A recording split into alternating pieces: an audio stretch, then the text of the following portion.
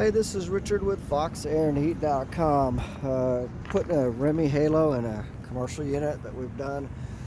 We got it mounted in here. We got a nice mounting bracket that makes it nice and rigid. Kind of keeps it out of the way.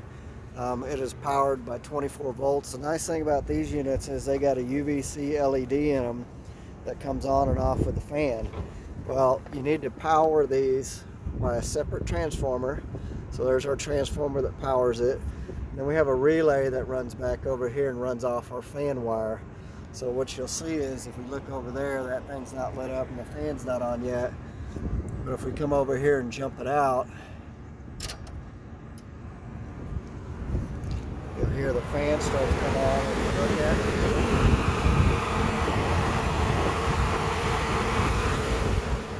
So there you go, your Reme Halo is actually now on. So it only operates when the air's circulating, and that's how they can do like a 5 to 7 year warranty on it.